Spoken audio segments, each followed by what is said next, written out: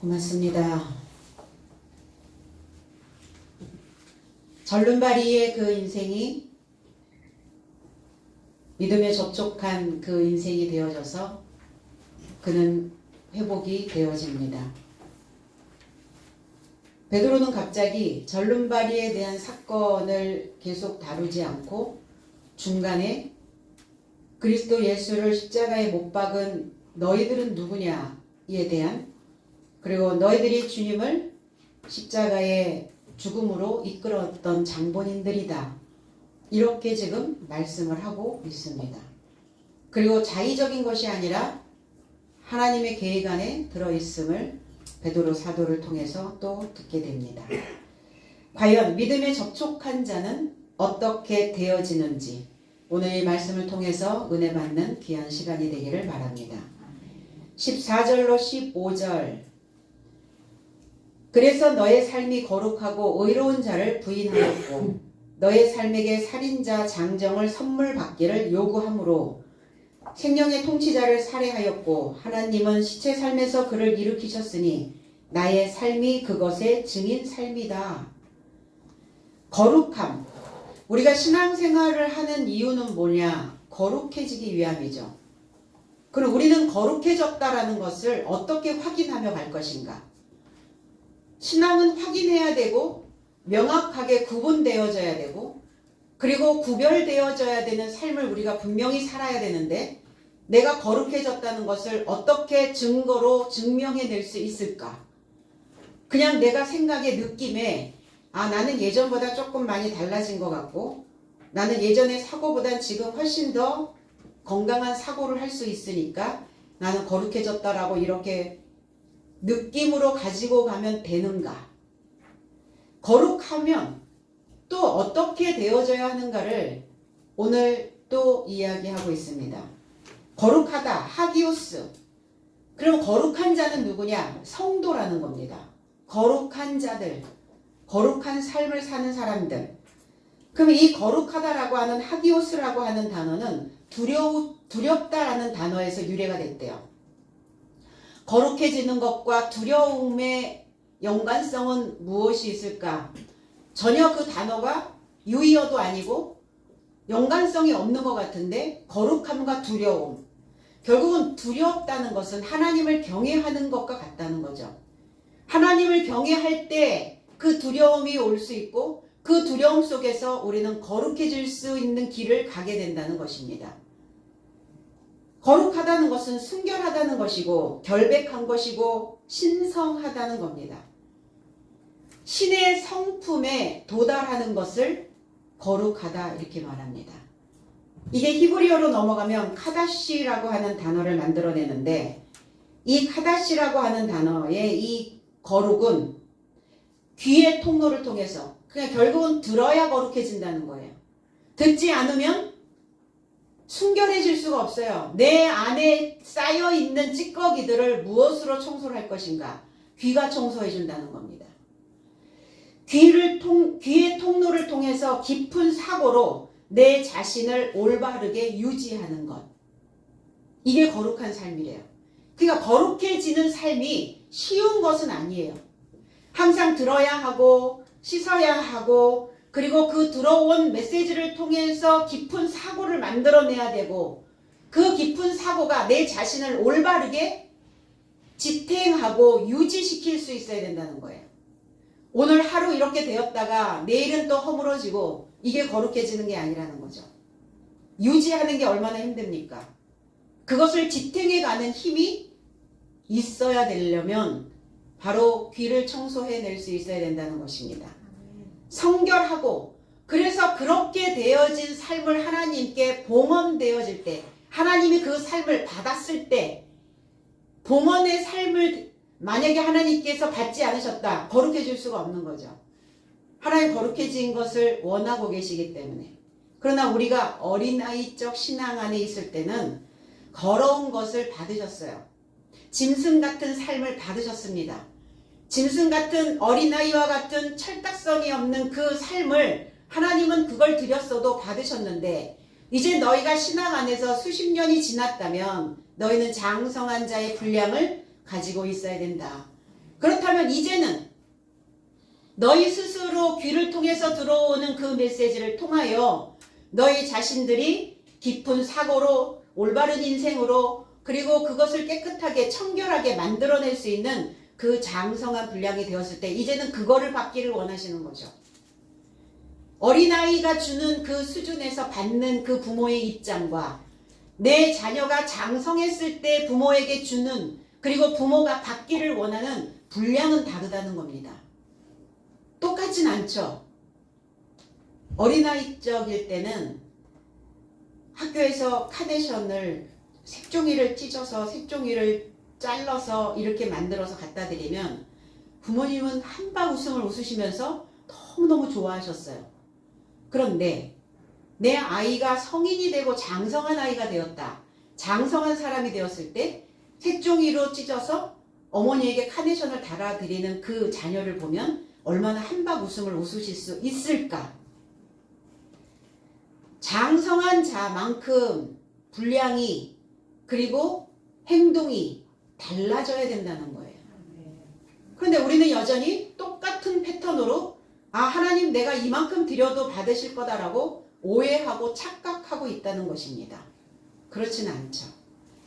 거기에 걸맞는 행동을 걸맞는 그 삶을 봉헌해 드려야 된다는 것이에요. 창세기 2장 3절에 하나님이 일곱째 날을 복주사 거룩하게 하셨으니 이는 하나님이 그 창조하시며 만드시던 모든 일을 마치시고 이날에 안식하셨음이더라. 어떤 날을 거룩하게 하셨나? 일곱째 날을 거룩하게 하셨다고요. 그럼 우리 모두가 다 일곱째 날이 되어져야 거룩해질 수 있다는 거예요. 교회만 다니면 거룩해지는가? 그러면 얼마나 좋겠어요. 그러면 내 속에서 지저분한 찌꺼기와 같은 생각들이 끼지 않겠죠. 내 안에 그 피떡들이 돌아다니지 않겠죠. 내 생각들을 막는 그런 일들이 발생되지 않겠죠. 그래서 일곱째 날이신 그리스도와 호흡을 맞춰야 거룩해진다는 겁니다. 우리는 5월달 가정의 달인데 부부가 호흡을 맞춰야 원활한 그 온도가 그리고 원활한 숨소리가 내 집안에 다닐 수 있어요. 숨이 너무 가빠. 부부가 숨이 너무 차. 늘 숨소리가 거칠어. 그런 분위기가 어떻게 될까요? 삭막해지겠죠.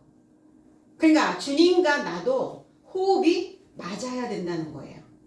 내 호흡이 먼저 나간다거나 숨소리가 너무 거칠거나 너무 몰아쉰다거나 이거 안 된다는 거죠. 그럼 일곱째 날에 들어가야 안식이 되어질 수 있어요. 평안이 옵니다.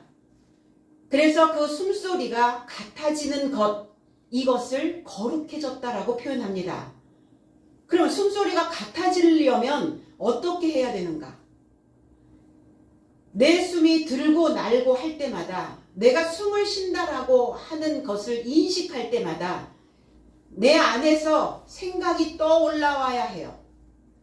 내 숨소리가 주님과 지금 호흡을 잘 맞추고 있는 들숨과 날숨을 하고 있는지 아니면 뭐가 내 속에서 찢겨지지 않은 답답한 것들이 있어서 숨을 지금 몰아쉬고 있는지 내가 지금 살고 있고 내가 알고 있고 내가 경험하고 있는 것이 주님의 그 의도에 맞는 진실한 삶인지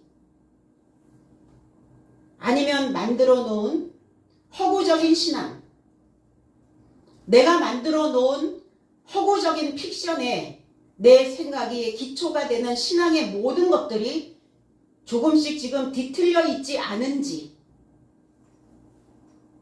내 안에서 숨소리가 들릴 때마다 나는 지금 어떤 숨소리를 내고 있는지 들려야 한다는 겁니다. 그래서 내 안에 올라오는 그 생각들이 그리고 그 숨소리가 너무 거칠게 들리거든. 그 호흡을 이제 맞추려고 내 안에서 올라오는 생각 때문에 그 숨소리가 바뀌는 거거든요. 그래서 그 생각을 곱씹으면서 나는 하나님의 참된 지식으로 호흡하고 있는지를 생각해 볼 수 있어야 되는 것입니다. 그렇다 하면 내가 그 진실한 것과 하나님과 주님과 호흡이 맞고 있다면 나는 평탄한 길을, 평안한 삶을 누리게 되어지는 거예요. 그것이 거룩한 겁니다. 그것이 성결한, 그리고 순결한, 내 안에 어떠한 찌꺼기도 끼지 아니하는 성도의 모습이고 제사장의 모습이라는 것입니다. 그런데 그렇지 않다면, 하나님과 호흡이 맞지 않고 있다면 어떤 상황이 벌어질까? 내가 설정해 놓은 어떤 설정된 것, 내가 설정해 놓은 단조롭고 내가 설정해 놓은 어떤 틀에 박힌 삶을 살면서 거룩한 삶을, 거룩한 호흡을 쫓아가지 않는다는 겁니다. 그래서 늘 뭔가 기분 나쁜 호흡이, 뭔가 숨 막히는 호흡이 계속 몰아쉬게 되는 것이죠. 의로운 자를, 거룩하고 의로운 자를, 흠이 없는 자를, 공정한 자를 너희들이 거절했다. 너희들이 부인했다. 너희들이 단절시켰다. 이렇게 말씀하거든요. 그리고 살인자였던 장정 바라바, 살인자를 너희들이 요구했다.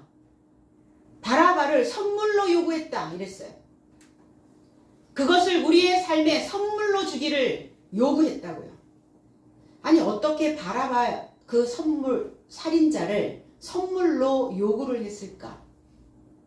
무엇 때문에? 마태복음 27장 20절에 대제사장과 장로들이 무리를 권하여 바라바를 달라 하게 하고 예수를 멸하자 하게 하였더니 그랬어요. 제 해석은 이어서 대제사장 삶과 장로의 삶이 바라바를 요청하고 예수를 멸하게 하려고 무리를 설득하였더라. 빌라도를 설득했죠. 거기에 모여있는 군중들을 설득했습니다. 누가? 대제사장과 장로들이 살인자였던 바라바를 요구했어요. 요청했습니다. 선물로 달라고 말했습니다. 그리스도 예수가 선물이었는데 그들의 삶을 거룩하게 하고 의롭게 할 수 있는, 그리고 귀를 통하여 들어오는, 그리고 내 속에서 뿜어내고 들이마시는 그 숨소리가 어떤 숨소리인지를 알 수 있도록 만들어 주실 수 있는 선물이셨는데 그 선물을 거절했다고요. 그리고 살인자를 선물로 달라고 했던 겁니다. 바라바라고 하는 이 의미는 바라바스라는 단어예요. 부풀어 오르다, 오만하다, 자만하다, 장식하고 있다. 그럼 부풀어 올라오면 어때요? 내가 거대해져 있겠죠. 그게 오만이고 자만이라는 거예요. 그럼 하나님의 말씀으로 장식해야 되는데 누구는? 이 세상들은. 그런데 부풀어 올라와 있는 체면과 자존심과 오만과 자만으로 장식하고 있다고요. 이게 바라바예요. 바라보게 하려고 그러나요? 바라봐. 나 좀 바라봐. 한 번은 눈길을 주겠죠. 부풀려 있는 그러한 사람들을 한 번은 눈길을 주는데 그 다음엔 다시 눈길이 가지 않습니다. 그 사람 부풀려져 있으니까, 부풀려야 하니까 호흡을 어떻게 하겠어요? 일정한 호흡을, 일정한 숨소리를 내지 못합니다. 거친 숨소리를 내고 살겠죠. 이 바라바는 난을 일으켰어요. 그 난을 일으켜서 살인죄로 잡혀 들어와 있는 상황이었습니다. 그의 아들은 환관의 아들이었어요. 환관. 그의 아들이라는 뜻도 있어요. 그러면 그의 아들이 누구냐? 환관의 아들이었어요. 환관. 이 환관은 내시와 같은 사람. 그래서 왕의 여자의 숙소에서 경호원의 역할을, 경호를 맡았던 사람들을 환관이라고 얘기했어요.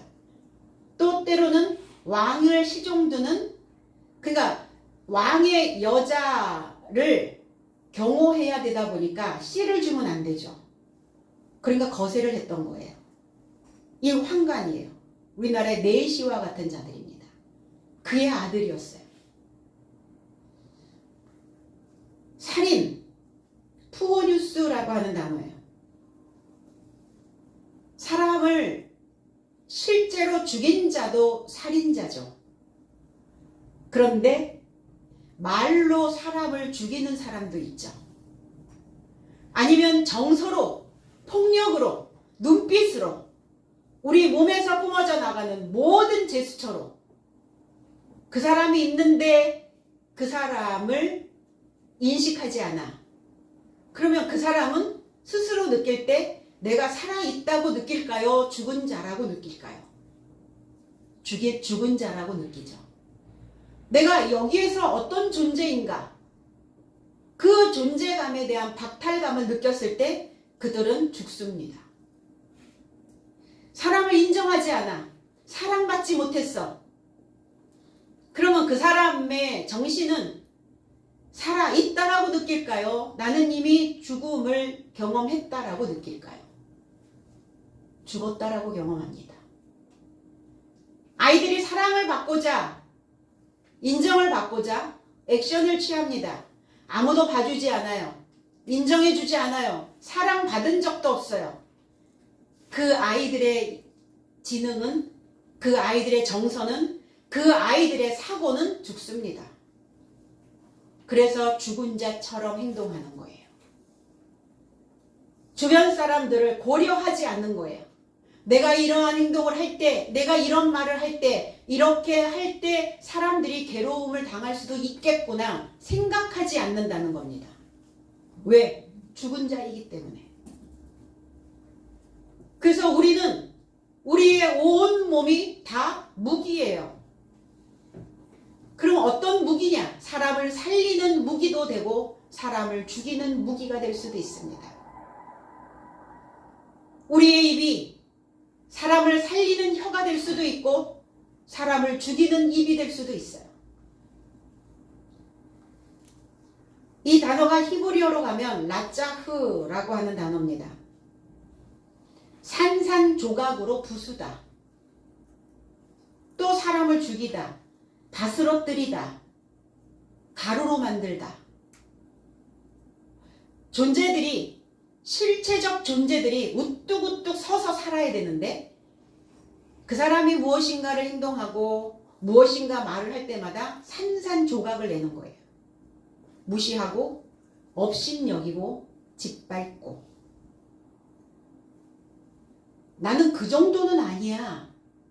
이렇게 생각하잖아요.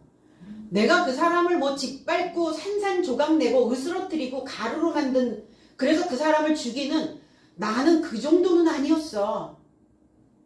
그건 내 생각이고 상대가 받는 데미지는 그거 이상일 수 있다는 거예요. 그래서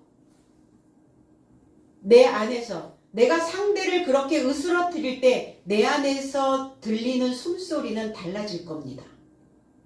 분명히.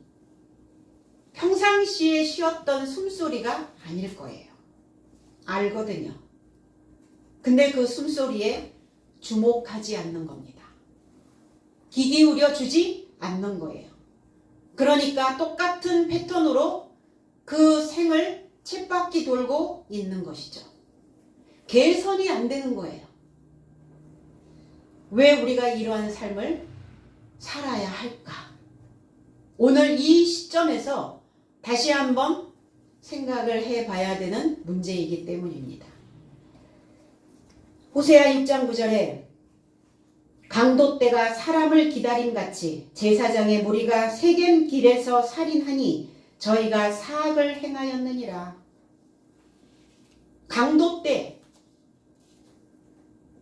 강도떼가 남자가 누구란 말입니까? 제사장이라고 이렇게 말합니다. 무지한 자들, 깊은 상처를 주고 있는 자들을 강도떼다 이렇게 표현했어요. 게두두라고 하는 히브리어. 상처를 주는 자. 그래서 말을 한꺼번에 쏟아내죠. 말을 조목조목 이렇게 달락달락 이렇게 얘기하는데 말을 무리지어서 쏟아내요. 속사포처럼 쏟아냅니다. 그게 강도떼라고 이렇게 표현하고 있어요. 사람에게 상처를 주는 말들. 이 강도떼가 사람을 기다린 같이 사람, 아담이 아니라 이씨라는 단어예요. 남자를 기다리고 있는 거예요. 남자를 기다리고 있는 제사장들이 살인하고 있다고요. 아니 제사장들이 어떻게 사람을 그 남자를 살인할 수 있단 말입니까? 남자가 돼야 되는 자들, 장성한 자가 되어져야 되는 자들, 하나님의 씨를 뿌려야 되는 자들, 자기의 패턴이 무엇인지 인식할 수 있도록 가르침을 받아야 되는 그 남자를 만 2세 이하의 남아들을 다 죽여라. 헤롯과 같고 바로와 같은 자들이죠. 왜요? 그들이 장성할 수 있도록 가르쳐야 되는데 그 말로, 언어로 가르치지 않고 있다는 겁니다. 그러니까 상처를 주는 강도떼와 같은 자들. 그 제사장들이 누굽니까? 제식을 행하는 자, 제식을 집행하는 자, 하나님과 성도의 중간에 다리 역할을 해주는 중재자의 역할을 하는 자들입니다. 그런데 그 무리가 제사장의 무리, 그 무리는 어떤 무리냐? 이 핫바르라고 하는 단어인데 제사장과 결합하여 있는 사고예요. 제사장과 결합되어져 있는 사상들입니다. 제사장과 결합되어져 있는 그 내면에 있는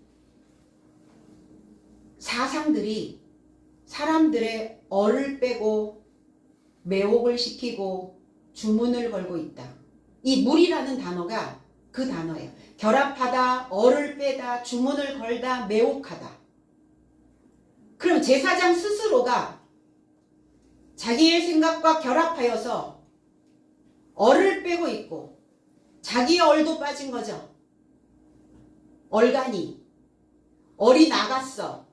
이런 표현들을 합니다. 그럼 얼이 나가 있는 제사장이 무엇인가 주문을 건다는 거예요. 그리고 매혹을 시킨다는 겁니다. 그 제사장들이 세겜의 길에서 살인한다. 세겜이라고 하는 이 쉐켐이라고 하는 단어는 산마루라는 단어예요. 우리의 신체에서 산마루가 있죠. 이 세겜이 있습니다. 어디 이 목 수그리면 목 위에 이렇게 올라오는 이 목이 세겜이에요. 등뼈가 거기에 올라오죠. 목의 그 등. 여기가 세겜입니다. 물건을 올려놓기가 좋은 곳이죠. 언덕이에요. 거기에 짐승의 등과 같은 곳이에요. 이게 세겜입니다. 거기에다가 너무나 많은 짐들을 적재해 놓는다는 거예요. 얼이 빠진 제사장이, 매혹당한 제사장이 그 인생들에게 너무나 많은 짐들을 적재해 놓고 있다는 겁니다. 무엇을? 주문을 걸어서 거기다가 올려놓고 있는 거예요. 그러니까 그들의 생애 여정이 어떻겠어요? 그 길이 어떻겠습니까? 산산조각으로 부서지는 거예요. 이걸 살인이다 이렇게 말합니다.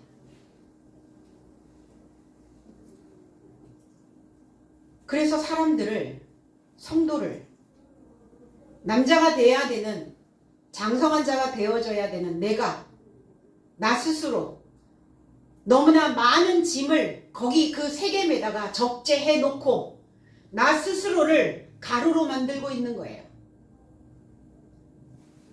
자, 외부에서 들어오는 소리는 내가 필요한 소리들만 듣고 받아들입니다. 그런데 내 속에서 들리는 소리들은 어떻게 할까요? 내가 제사장인데 내가 매혹이 되어지고 내가 어리나가서 짐승과 같은 그러한 생각들로 계속 내 삶에 내 목에다가 적재해놓고 있다면 나는 가루가 돼버리는 거예요. 난 죽는 거예요. 그래서 사람들이 이렇게 얘기하죠. 죽을 만큼 힘들어. 이렇게 얘기하죠.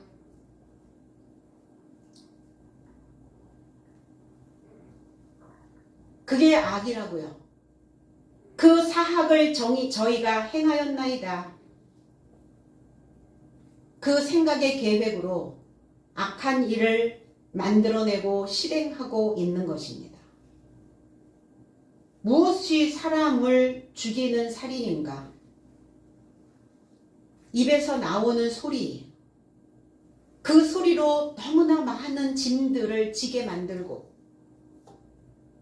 너무나 많이 적재해놓고 사람들의 얼을 빼서 그리고 매혹시켜서 사람의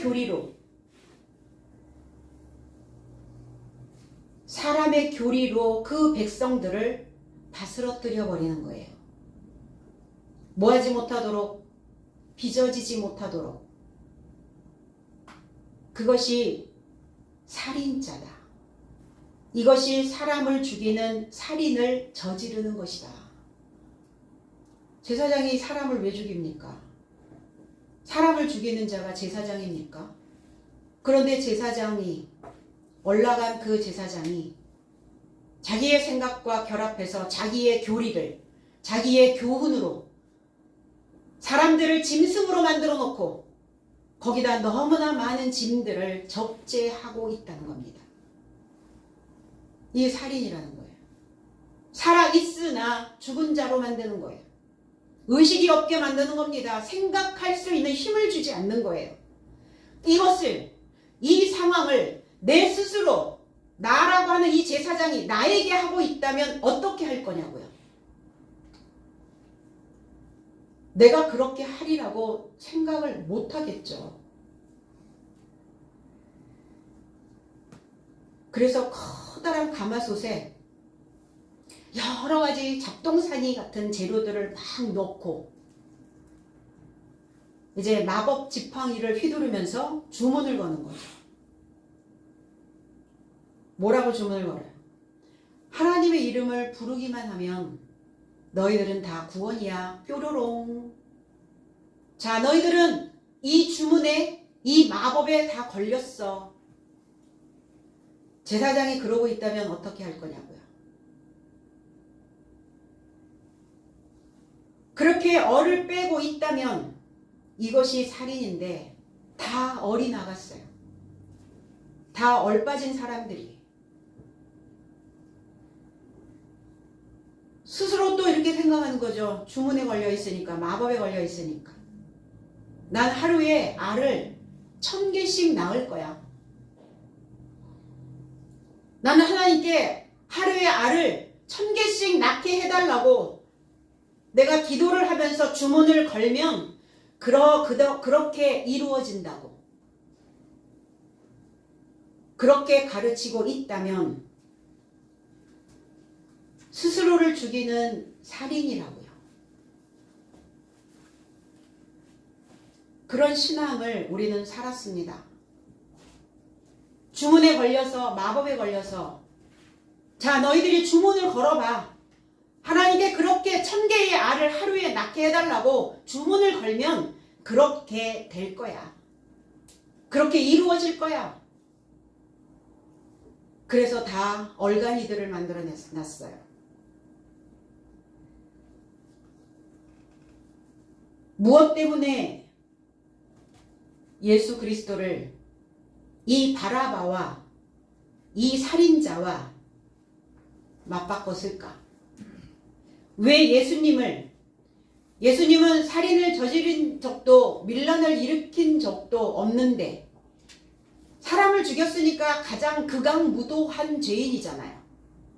근데 주님이 왜 그런 취급을 또 받고 있는가에 대하여 우리는 한번 생각해 봐야 된다는 겁니다. 하나님 힘이 없으셨을까? 이 극악무도한 살인자보다 더 흉악한 자라고 주님을 십자가에 매달으라고 외쳤습니다. 그럼 과연 그런가? 주님이 바라바보다 더 극악무도한 자인가? 더 흉악한 자인가? 대제사장과 장로들이 소리 지르며 매달아라, 매달아라, 십자가에 못 박아라. 왜 그리했을까? 이유가 있었겠죠. 본인들이 죽는 거예요. 내가 죽어야 되는데, 나를 죽이러 오셨다고 하는데, 네가 죽고 다시 나와 함께 부활하자. 이런 이야기를 하니까 내가 죽은 자라고? 내가 죽었다고? 내가 그동안 신앙생활을 어떻게 얼마나 열심히 해왔는데 내가 죽은 신앙이라고? 그걸 받아들일 수가 없었던 거죠. 예수님의 가르침이 자신들이 그동안 고수하고 있었던 모든 것을 다 허물어 버려야 되는 상황이 벌어지니까 그것이 자기들에게는 데미지가 그만큼 컸던 거예요. 우리를 지금 죽이는 일이라고 생각했던 거예요. 이미 그 메시지에 의해서 내가 지금 죽은 자라고 생각했던 거예요.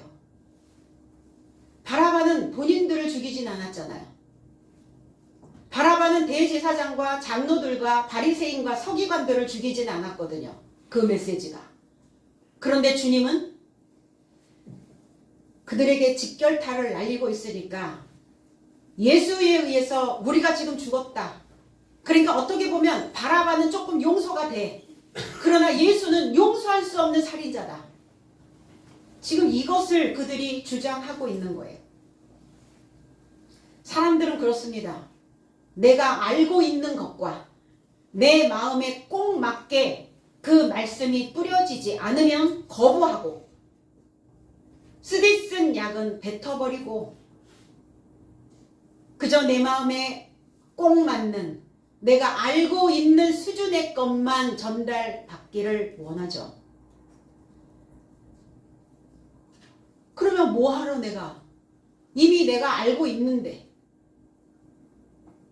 이미 알고 있는 것을 믿으면 될 것을 뭐하러 그리스도 예수님의 가르침을 받는다는 겁니까?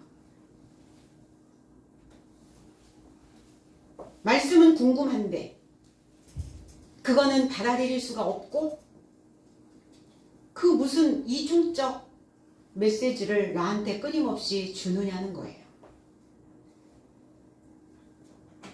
그저 단비만 먹겠다고 거절한다는 거예요. 봄에 내리는 비가 단비입니까? 봄에 내리는 비는 단비가 아닙니다. 쓰디쓴 비예요. 그 쓰디쓴 빗방울로 겨울을 견뎌낸 이 산천초목에 감염을 막아주고 그 바짝 마른 그 메마른 땅에 쓰디쓴 약이 되어 내리는 거예요. 뭐 할 수 있도록? 이 산천초목이 다 소생할 수 있도록 몸에 좋은 약은 쓰다잖아요. 그러면 단비겠어요? 쓴비겠어요? 당연히 쓴비죠.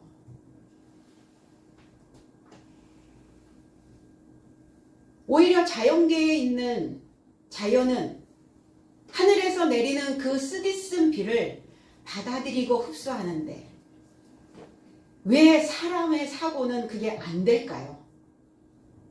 뭐 때문에 안 될까요? 어디에서부터 지금 이게 뒤틀린 것과 분명히 어디서부터가 이렇게 뭐가 쭉 통로가 쭉쭉쭉 내려오다가 어디에서 이렇게 한번 이렇게 뒤틀린 거예요. 수도꼭지를 딱 틀어서 호수와 연결된 막 물을 주다가 갑자기 멈춰요. 왜 멈추나 봤더니 어디에 호수가 이렇게 꼬여 있는 거죠. 그럼 우리가 신앙생활을 하는 목적이 뭡니까? 어디가 지금 뒤틀려 있는지 그거를 발견하고 찾아내셔서 그거를 바르게 피는 거예요. 그런데 나는 왜 신앙생활을 하면서 여전히 꼬부라져 있는 그 상태를 유지하며 가려고 하죠? 거룩해지지 않으니까, 의로워지지 않으니까 그 패턴이 옛날 패턴으로 계속 반복되어 돌아가는 겁니다.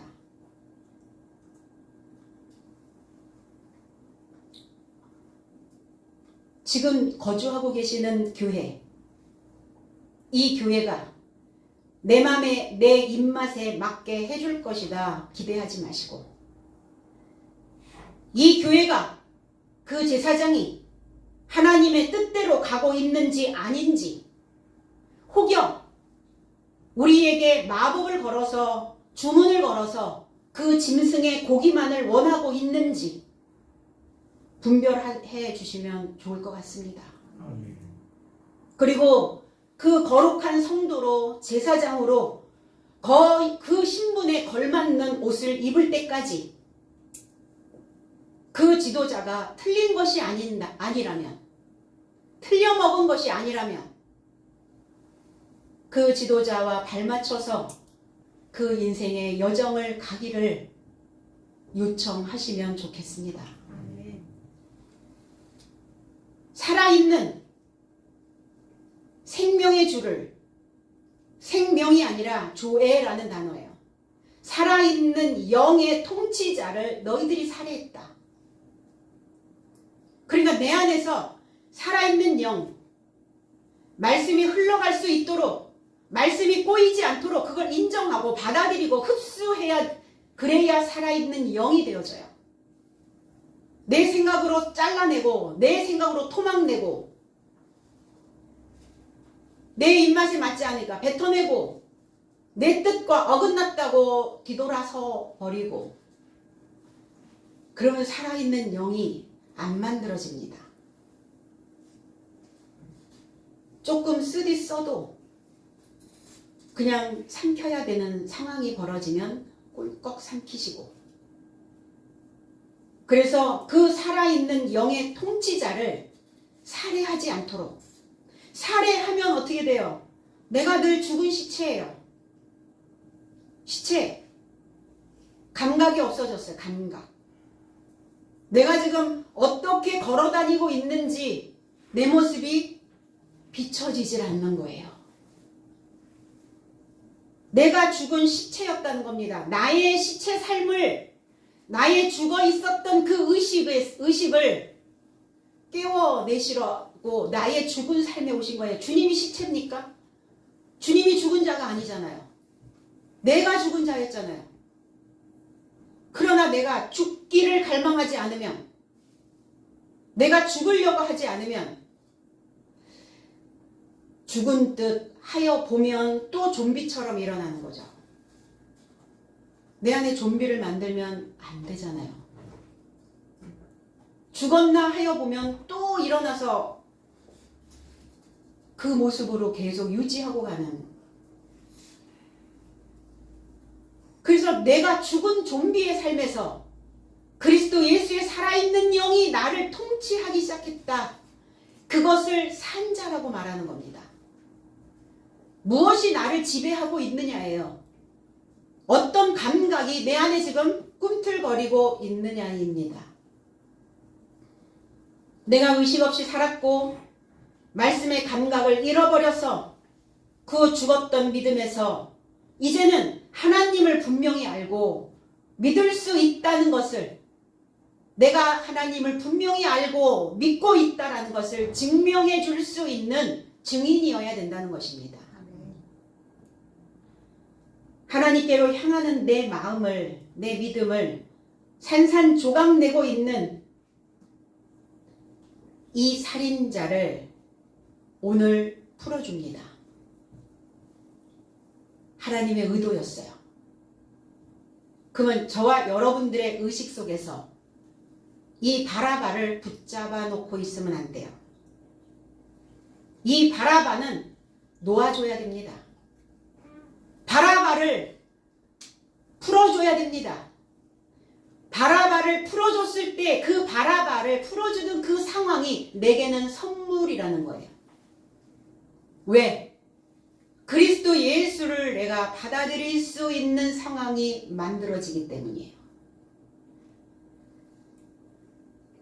오늘 바라바를 그동안 나를 부서뜨리고 으스러뜨렸던 내 형체를 하나님의 형체로 만들지 못하게 나를 늘 거스려 왔던 그러한 살인자를 오늘 놓아주고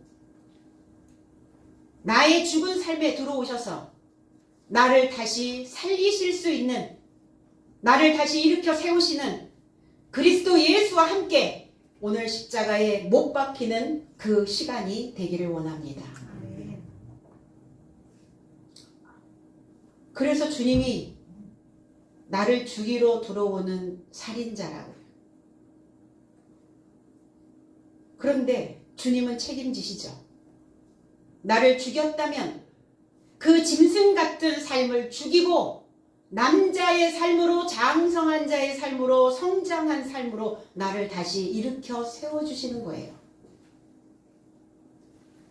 그것을 다시 선물로 받으시기를 원합니다. 그래서 주님의 십자가에 같이 매달릴 마음의 준비를 해야 된다는 거예요. 그리스도와 함께 십자가에 못 박혔나니 이제는 내가 산 것이 아니오 내 안에 그리스도 예수께서 함께 사시는 것이라. 바울 사도가 그렇게 말씀해 놓으셨잖아요. 그 2000년 전에 모든 사람들의 모든 인류의 죄를 다 짊어지시고 당신 혼자 죽으셨으니까 그걸로 끝난 겁니까? 끝났으면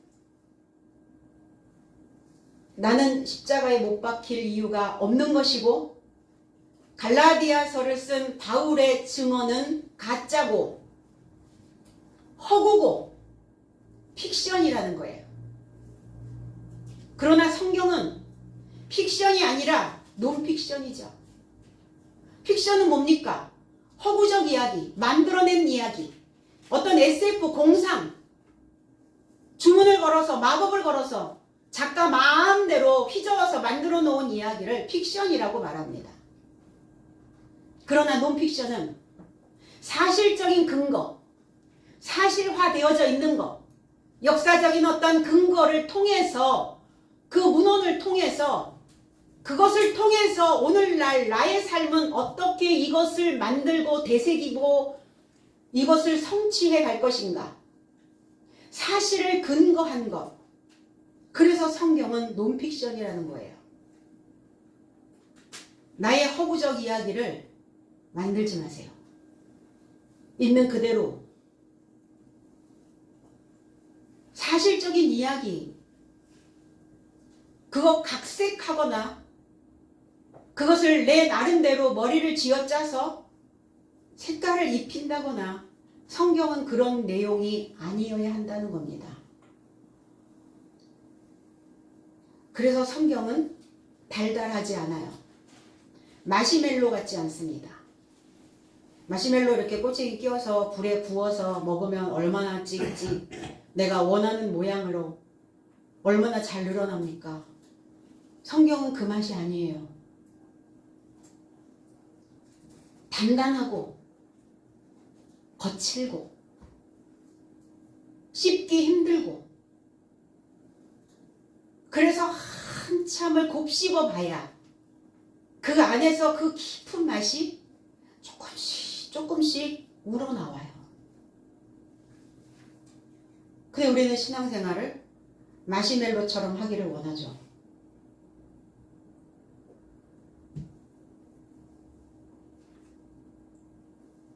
오늘 너희들이 주님을 그러한 상황으로 만들어버렸다. 그러니까 너희는 살인자다. 결론은 그거예요. 너희들이 주님을 죽였던 너희들이 살인자야. 너희들이 누구냐? 이스라엘 장정 사람 아니냐? 너희들이 제사장이고 너희들이 장로고 너희들이 바리새인과 서기관들이 아니냐? 그런데 오히려 죄 없으신 주님을 너희들의 삶 속에서 짓밟아 버렸고 가루로 만들어 버렸고 으스러뜨려 버렸다. 그리고 가루가 되어져 있는 그들의 심령이 얼마나 힘을 발휘할 수 있을까요? 그래서 내 속에서 내 생각에 바람이 불면, 내 정서에, 내 감정에 바람이 불면 확 날아가는 거예요. 못 견디고 날아가는 거예요. 날아다니는 거예요. 뿌옇죠?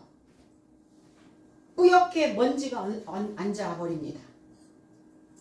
그러니 내 모습이 안 보일 수밖에요. 안 보이는 겁니다. 그들이 이렇게 믿고 있는 신앙인들이 16절 그리고 주의 이름에 믿음에 접촉한 이 자를 너희 삶이 지켜보고 알아보았으니 주의 이름이 이 자를 강하게 한 것이며 너의 모든 삶의 맞은편에서 주로 인한 믿음이 이런 건강을 저에게 주었도다. 개역성경은 그 이름을 믿음으로 그랬어요. 그러니까 이렇게 써놓으니까 문제가 되는 거예요. 그 이름을 부르기만 하면 주여, 예수여, 하나님이여 이렇게 부르기만 하면 아니라니까요. 내 삶에 초청해야 된다고요. 그 이름을 믿음으로가 아니라 그 이름에 접촉하는 거예요. 그 이름에 연결되어지는 겁니다. 그러면 그 이름에 연결되어진다는 것은 그 이름과 같아지는 겁니다.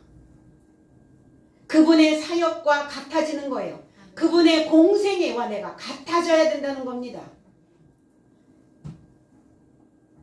절름발이 이 절름발이의 이 삶을 걷게 한 것이 내가 아니야. 분명히 그렇게 언급했었죠. 베드로 사도의 이 열띤 증언, 이스라엘 장정 지도자들에게 지금 경각심을 심어주고 있는 겁니다. 너희들 그러니까 똑같은 잘못 저지르지 마. 사도들이 나가서 주님의 가르침대로 배운 대로 메시지를 증거합니다. 핍박을 받죠. 조롱을 받습니다.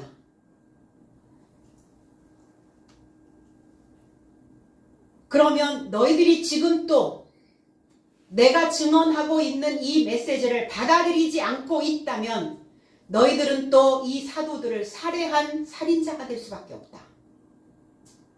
그러니까 똑같은 잘못 저지르지 말고 마음에 둥 떠올라오는 그것이 어떤 형태인지 마음에 1차적으로 떠올라오는 그 생각으로 실행하지 말고 그 생각을 싸고 있는 그 생각 겹겹이 싸고 있는 그 생각 껍질들을 다 벗겨서 각을 떠서 그래서 비로소 너의 생태가 보일 때 그럴 때 실행해도 괜찮은지 엔터를 쳐도 괜찮은지 그것을 확인한 후에 실행하라는 거예요.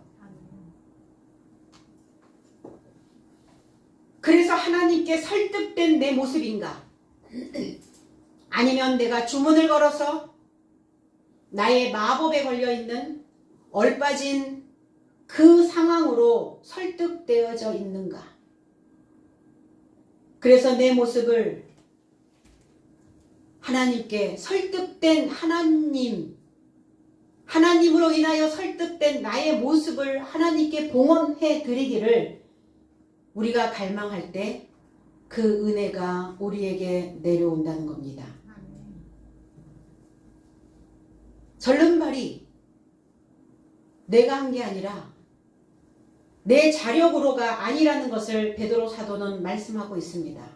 그가 능동적으로 그가 스스로 믿음에 주의 이름에 믿음에 접촉하였기 때문에 그 이름으로 강하게 된 것이다. 성하게 되었다. 성하다. 강하게 되었다고요. 건강하게 되었다고요. 그럼 그 이름이 뭡니까? 그 이름 오노마라는 단어예요. 주님의 이름은 권위가 있어요. 변덕스럽지 않습니다. 초지일관 중심을 붙잡고 가는 권위, 힘을 발휘할 수 있는 믿음, 그리고 내 삶 속에서 이익을 끌어낼 수 있는 이거를 이름이라고 얘기해요. 이익을 끌어내다. 이게 이름이라는 거예요. 그럼 각자의 이름에서 이익을 끌어내고 있느냐, 불이익을 끌어내고 있느냐예요. 주의 이름으로 연결된 나의 이름이 되어야, 주의 이름과 접촉해야 내 인생길에서 이익을 끌어낼 수 있다는 겁니다. 나에게 불리하게 하는 자는 나를 찾고 나에게 불이익을 주는 것은 교회도 아니고 목자도 아니고 하나님도 아니고 자신입니다. 평생 나 자신일 수 있어요. 그러면 이제 그 카테고리를 끊어내야 된다는 것입니다. 생각의 고리를 정리하는 거예요. 그래서 그 고리를 이제 주님의 이름과 연결시키는 겁니다. 그런 삶의 종지부를 찍으셔야 되는 거죠. 그래서 끈기 있게 좀 진득하니 정착할 수 있는 그 내공을 길러내야 거룩해지고 의로워지고 건강해집니다. 아니면 여전히 바라바를 놓아주지 못하고 나를 으스러뜨리는, 여전히 절름거리며 살고 있는 그 인생이 될 수밖에 없습니다. 쉔이라는 단어예요. 히브리어에서 쉔, 이름. 이 쉔, 균형 있는 진리의 사역이에요. 균형 있는 진리의 사역. 이 쉔, 이게 아랫니거든요. 아랫니. 그래서 아랫니는 이 얼굴에 균형을 잡아주는 역할을 합니다. 물론 윗니, 아랫니, 이 어금니가 다 얼굴에 균형을 잡아주기는 하지만 특히 아랫니는 이 턱을 중심으로 해서 아랫니가 없거나 아랫니가 빠지거나 이러면 턱이 돌아간대요. 그래서 두통이 심해지고 그래서 교정을 하게 되죠. 균형 있는 진리의 사역이라는 뜻이에요. 이 이름이. 그럼 내 이름은 균형 있는 진리의 사역을, 균형 있는 진리의 삶을 지금 가고 있는가? 노아의 아들을 쉔이라고 했죠. 쉔. 노아가 비로소 그때 이름을 낳았어요. 모든 사물에는 이름이 있습니다.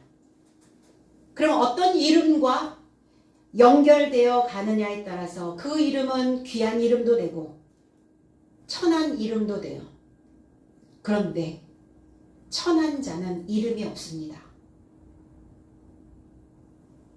종, 하인, 그들의 이름을 어떻게 불렀어요? 그들은 성도, 이름도, 족보도 없어요. 그래서 야, 너, 마당새야, 이름이 아니거든요.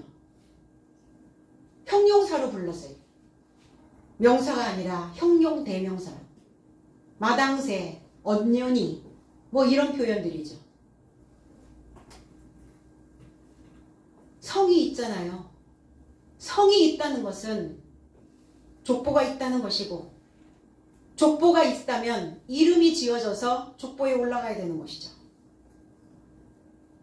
그래서 하나님이 우리에게 이름을 주시는 거예요. 균형 있는 진리의 사역을 할 수 있도록 이사야 42장 8절에 나는 여호와니 이는 내 이름이라 나는 내 영광을 다른 사람에게 내 찬송을 우상에게 주지 아니하리라. 여호와의 이름을,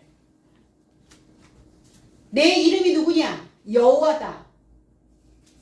나는 여호와고 그 여호와가 내 이름이다. 예호바라는 단어예요. 예호바.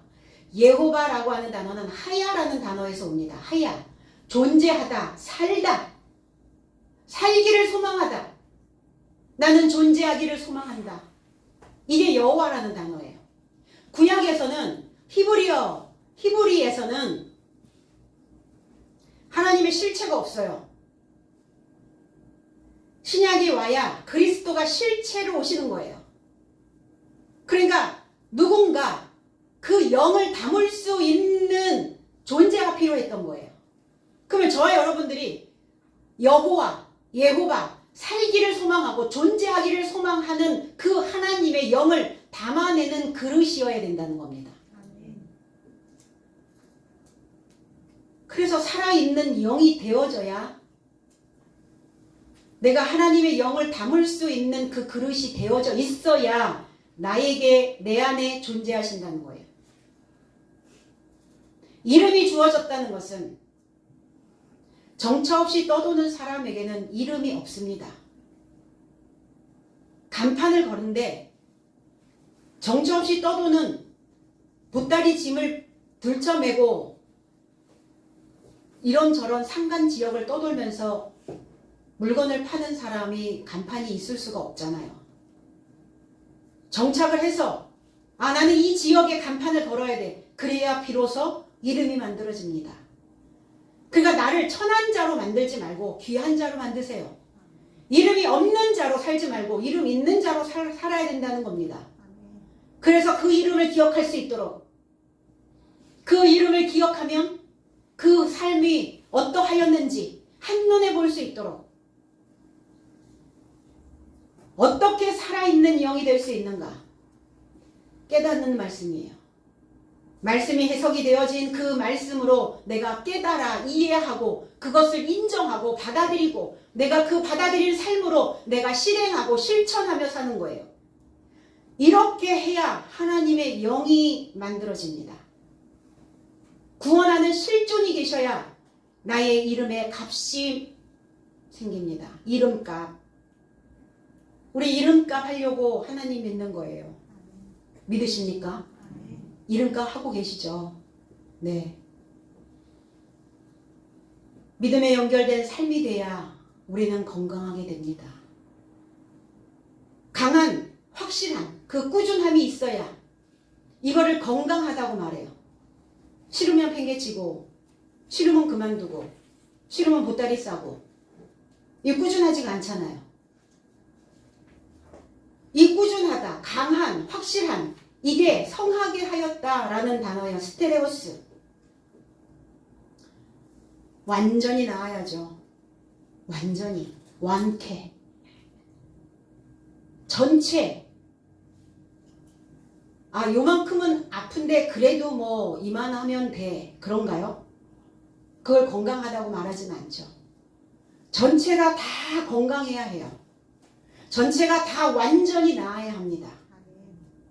그래서 나사렛으로 나를 구분하고 나를 구별하고 그리고 그리스도로 내 안에 그 지식으로 기름 부어지고 그리고 예수로 그 구원자이신 그 이름에 대한 확신이 있을 때 절름발이의 삶 전체가 건강하게 된다는 겁니다. 내 건강함은 몸과 정신이에요. 몸과 영입니다. 우리의 몸이 아파도 힘들고 내 정신이 내 영이 나약해도 고통이죠. 그러니까 저와 여러분들을 바라보는 모든 사람들에게 내 안에서 나를 바라보는 모든 생각들인 모든 그 분들에게 내 이름이 계명되어 살고 있다는 것을 예전에 내가 아니라는 것을 늘 그렇게 말하죠.